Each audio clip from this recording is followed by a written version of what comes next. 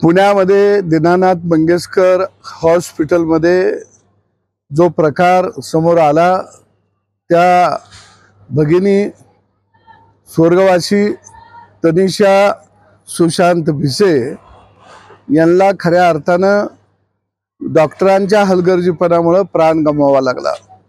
महाराष्ट्रातले अनेक दवाखाने हे रुग्णांचे कत्लखाने म्हणून समोर येताना वारंवार घडत आहे। सरकारने निश्चितपणाने अशा दवाखान्यांच्या वरती कडक कारवाई केली पाहिजे।